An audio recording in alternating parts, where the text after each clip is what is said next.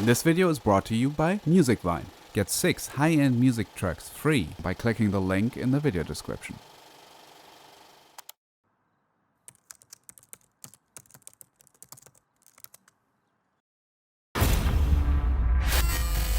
I'm Margot. I haven't been able to reach Margot. When was the last time you saw her?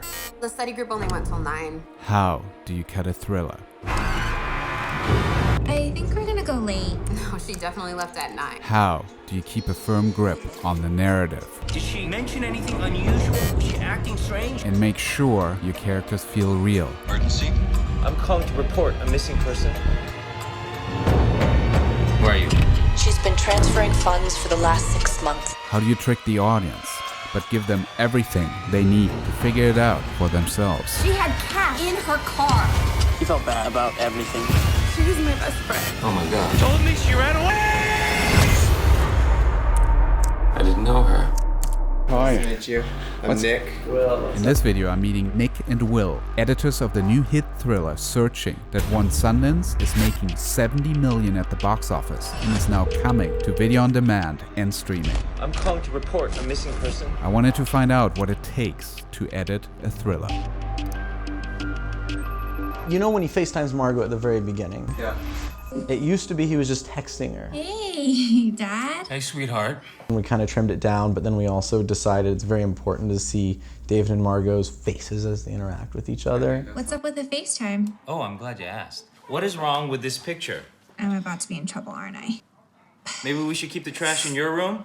Yep. And that's what like the animatic gave us. It was like we saw that their relationship wasn't coming across emotionally. Yeah, you guys did like a mock-up before shooting scenes? Yeah. Nick, do you think I can show any of it? Yeah, we might be able to pull it up. Roughly 7 weeks before production started, Will and I came into the room, had nothing to go on other than the script, and then just started screen recording and screen capturing elements to just roughly mock up the movie. And it was always important that we tell an engaging story entirely on screens. Yeah. And if we weren't to do that, it'd be kind of like cheating. Yeah. But we push it as hard as we can. So I'm about to show you a little bit of what we called like A1, which was the very first mock-up of the movie we made before there was any footage at all. This is when David is first talking to Margot and we're first learning about their relationship. We're in like a text box right now. David is messaging Margot. Basically, the way we mocked this scene up originally is that we installed, Ubuntu on Parallels on like a Mac computer, and then created like a faux version of David's computer, and then just went around and screen capped different elements, then brought them into Premiere, and then animated. But see, if you check this out, see how many texts they're sending, and it's kind of meant to be banter, but none of it's readable, none of it makes sense. The red is obviously just horribly distracting. There's just a lot of fat and your eye doesn't know where to go. Yeah. And you really like, when I'm watching this, I have no idea what like their relationship really is. And the good thing about making this animatic early on was we realized we needed to see them talk face to face, or else when she goes missing, where's the tension gonna be? Why are we gonna care? So we shot a previs with Anish, our director, playing both characters. Why are you FaceTiming me? I'm gonna show you what you forgot, so you'll remember. You know you can just send me a picture, right? This is still an animatic, and you can see it's still visually kind of a mess. Oh, sorry. Next time, I'm taking the bag into your room and leaving it there. We would just take stills of like almost keyframed like emotional beats in the scene, and then string it along and sync it to audio that Anish recorded into his phone. I have to go. We still have like 500 more chapters in bio to study. When do you think you'll be done? When we were trying to screenshot things or to piece the scenes together, we really had no idea what to do. And Anish was like, move fast and break things, which I think is something he actually stole from Google. He said they told him, when you don't know what to do, just do something. And then eventually we had it built out, yeah. I thought we were gonna eat dinner together. We eat together on Monday. Didn't know you were counting. Because this is so unconventional, it was hard to communicate what exactly we were going to be seeing. The goal was to create a full cut that we actually screened in this room for the entire crew a couple nights before production started. We had to be moving at an insane pace from the very beginning. Let's talk a little bit about the moving across the screen. Yeah. Like yeah, you're yeah. taking control of the audience eyes. What's the thinking behind that? That's what movies do. Yeah, so there are two kind of ways to go about the coverage of the movie. One is just to kind of follow the mouse and almost shoot like documentary style where you're just following the mouse and cutting like that. The other is to move almost independently of the mouse as if you are the character's eyes. She's at a study group all night. All night tonight? Yeah, I just got off the phone with her. She's got a final next week. Why? Oh, nothing. She's good though. He'll do. Don't forget the trash. And then we'll go over and grab his line. Everything's fine, Peter. Thanks for asking. And that sort of coverage is more the filmmakers showing you what you want to see and kind of presenting it in a more cinematic way, rather than just following the mouse and just seeing what David is doing. But like deep down, it's exactly the same thinking as like, you know, there's like a doorknob and then it turns and like a shadow comes into the room and you see like a gun in their hand. Like it's just trying to cover the scene in the most interesting way you can. Yeah. That's one of Anish's biggest inspirations, Hitchcock and like M. Night Shyamalan, and they're all about directing you with the camera. Like their hands are all over the movie. Yeah, it's not like some kind of like objective thing. I definitely felt that this was like a Hitchcock-style suspense thriller. I never want to be the guy who says like it's like Hitchcock, because that's like Hitchcock is God. Before we move on to the next stage, I want to take a brief moment to thank Musicvine for their support. All music tracks used in this video come from their awesome library, and Musicvine is offering you 6 free tracks for personal use, vlogs, podcasts, or indie channels of up to 500,000 subscribers. So sign up by clicking the link in the video description and also get a 20% discount coupon for a potential future purchase. Musicvine in general has instituted a new and flexible pricing structure to accommodate your film or video needs, and the license starts at $8 per track. Now back to Nick and Will. The live action shoot was 16 days, something like that, yeah. But the edit, as we said, was pretty well over a year, so a lot on the editing side of things. This is pretty much what our project looked like, and this is at the premiere stage. Yeah. You can see this is all just one big long nest with cut points in them. Can you explain nest for me? Yeah, so what a nest is, it's basically like a compound clip that you can step into, and then inside, this is what it looks like in our nests. You could isolate each one of these, like for instance, if I turn all these off, you have the desktop background. I can turn off, for instance, the weather page there, or the YouTube video. So basically the way we constructed this was we would create everything in a wide, kind of like this. We highlighted all of our live action footage in this teal color. This video is David, right there. And this video is Peter. And one thing you'll notice with that actually is it's like, you would think like we're doing this in a computer screen, so we're just kind of dropping the best takes in there, but if you look at it, it's full of cuts. Right, like you can see this is where we created all these glitches, right? So we would kind of like add freeze frame parts of it and just create that stuttering kind of effect that you get. Would you use the distortion as a cut point? Yeah, occasionally we would if we needed to combine takes, or we really more used it as a timing thing. If we wanted to create more of a pause, or if they were taking too long and we needed to cut some air out. Hey, I gotta go, but send me that recipe, please. Thank you. Both feeds were actually the actors talking to each other in real life. Like, you still want to do some take selection and playing around with it. A lot of times you wouldn't want to use the same take anyways, Maybe Peter's performance is more what we're going for, but David's performance isn't. So then we would have to combine those takes, and then timing would be an issue. It won't happen again. Okay. Where are you, by the way? Study group? Whose house are you at? One of my friends in bio. You haven't met her yet. It won't happen again. Where are you, by the way? That's a different shot than that's a different shot. Oh, okay. There was a cut on her somewhere. There was a jump in there. cut there, yeah? Yeah, there's another cut. The lighting even changed on her, but you never catch it. No. I'm giving away everything right now. He's going in slow motion for a while there, and then he plays back. Very obvious cut on her right there. Interesting. So you had to pace it out more. Oh yeah. Now these camera angles, that's not shot with a webcam, right? No. It's basically a red or whatever Wait, the live action footage of them? That's Yeah. GoPros. That's GoPros? Our Okay. DP, Sebastian, was very, really wanted everything to look super real. Okay. And then we'll add the layer of cinematic on in this part of it. Okay. But yeah, they were just GoPros. Did you very deliberately. ever shoot anything with a cinema-style camera, or is everything with There were like... news cameras. There were news cameras, but even those were not Alexas or Reds. In terms of how we actually broke up the work, we just divided the movie into 26 sections, which we later found out is what Pixar does. Oh, interesting. And then we each just kind of took one at a time, and by the end of the movie, we'd both worked on every section. So we kind of filled in for whatever each other's shortcomings or strengths are or whatever. What was the dynamic with the director having two editors? Were there alliances sometimes, or how did It was always us against him. Will and I were usually on the same page. In terms of the dynamic, originally we were in a room where there was a dividing door. And so while I was working on a section, we closed the door and Anish could go in the other room and work with Will, and then vice versa. We were constantly maximizing Anish, Sven, Natalie's time because while they were working with somebody else, one of the other editors was implementing their notes. Yeah. All the graphics were rough. We came in, we cut in Premiere, and we picture locked. We brought everything using Dynamic Link over to After Effects.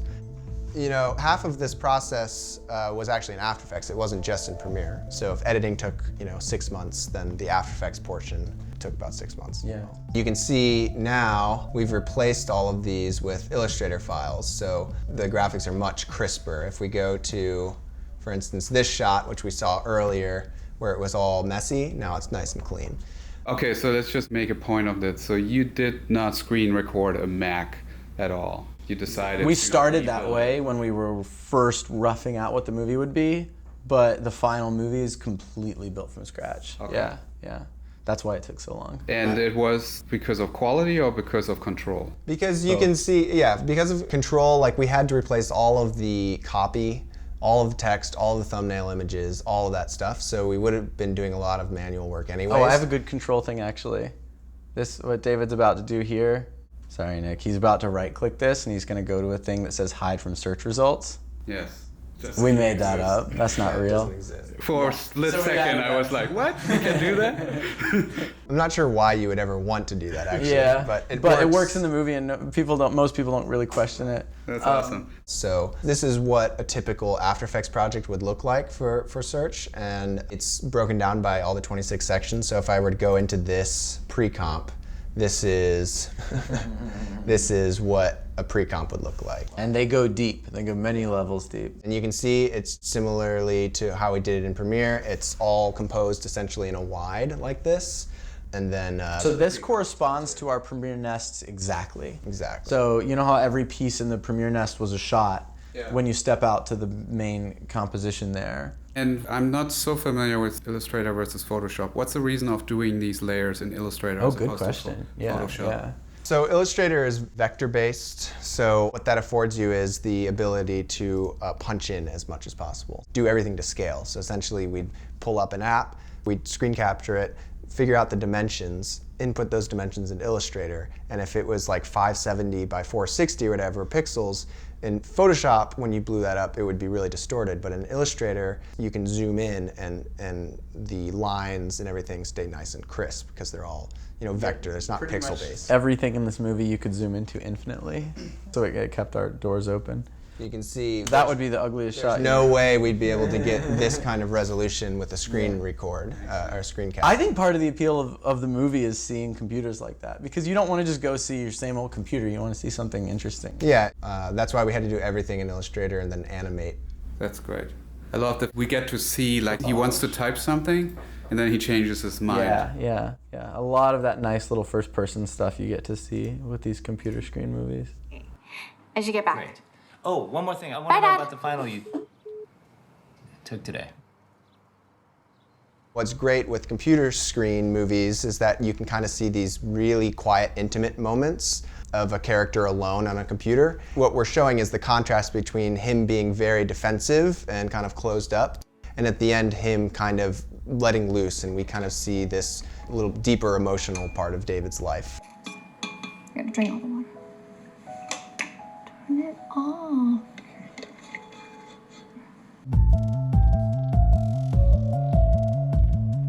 After we had replaced all the graphics, then we had to do mouse animation. Okay. So basically what we used was this really neat little tool in After Effects called Motion Sketch. It allows you to track your own mouse for like a little take, so we were able to actually perform the mouse. So I can show you an example. You have this little cursor here, and then you press Start Capture, and then you kind of go approximately where you'd want to go, just like that. Awesome. And what you end up with is keyframes that look like this here.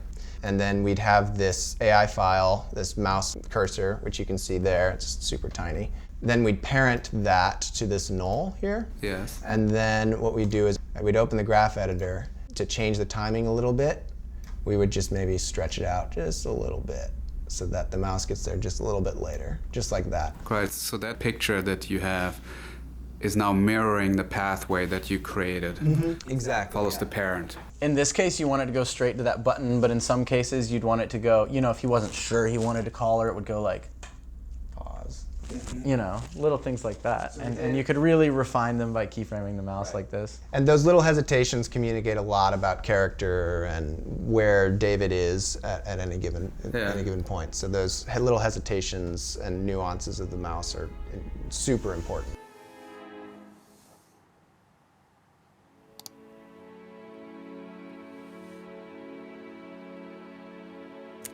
Try to get all the water out. Yeah, they're ready. So, how do you edit a thriller? What does it take to edit a thriller? You gotta like thrillers. That's good. For me, what a thriller is about is making sure that it's never dragging, that the story is streamlined, and that one thing leads to another, and that you're keeping the tension high. I think the script was already incredible, and then what we did in editing was we just made sure that the plot was always moving forward. Did she say where she was going? Not really. How'd she look? Was she worried? Did she look scared? Was she talking? Honestly, I don't know. We're not really that close. Why did you invite her to study group? However, I think not being afraid of pauses, I mean, this is like, every editor says this, but just, you know, not being afraid to let things breathe when they need to breathe is very crucial, especially when tension is a big part of the story. I think our first cut was way too fast. And even though our runtime came down because we cut unnecessary scenes, every scene individually probably got a lot longer in the final movie. Okay, you were in her class though. Did she mention anything unusual going on lately? Was she acting strange? Any advice for aspiring editors? From a purely functional level, it's probably good to learn After Effects and stuff like that. I know like editors far along in their career hate me for saying that, but that helped us. Specifically for thriller editing, any advice? Be emotional about it. Be like, you know, like think about the actors, not just like the software, and like look into their eyes and really like feel the takes. Watch them full screen. Don't watch them in some tiny little window, and watch movies in theaters and just like get deep into it. Like really focus all your attention onto the performance they're giving. I think, yeah. So what does it feel like to look at this movie now after the fact? Now that it's out Nothing. Yeah, we've just seen it so many times. How do you deal with it? That like as an editor, after cutting it and recutting it, you're like emotionally dead, and you still have to make it better. Watching it with audiences really helps. So when we would test it on an audience and you see their reaction, you remember your initial feeling. You really got to try and hold on to that and trust each other as a team as well, because say there'll be moments that Nick will remember the emotional core of that I wouldn't remember, and vice versa. But I really think like watching it with a friend or an audience is a great way to refresh your mind about what the scene is trying to do and what the movie's trying to do. Yeah, getting those mirror neurons fired up again. Yeah. I want to thank Nick and Will for letting me shadow them and give us a deep dive into their process. They also answered a bunch of questions directly asked by the patrons of This Guy Edits. The next question comes from Bryce. What do you do if you've edited something a particular way and it's just not working? Well, first, you don't try to convince yourself or anyone else that it's working. Clara would like to know, what excited you about editing a screen movie? You guys were credited as editors and director of virtual photography. What is virtual photography exactly? What is it like to go to Sundance, and what can you do as an editor when you're at the festival to like get the next gig? I feel like we failed at that, man. Yeah. But it worked out for us anyway. So this was our first Sundance. Check out their answers on patreon.com/thisguyedits. A big thank you also to Sony, Baslev Production, and especially Alex Anderson, who made this happen. Searching is available now on video on demand and streaming, and now also on Blu-ray. If you've seen the film already, do let me know in the comments what you think about the storytelling, but no spoilers please. Don't forget to check out Musicvine for your free tracks, and if you like this video, there's another one I made with Josh Beal, who cut on House of Cards, Bloodline, and Counterpart. Very late in the process, I presented an idea of playing the shot on Howard. Permission to fire. Take the shot. No, stop! There's a lot of stuff going on, right? There are different locations of action, right? You have like up in the balcony, you have down.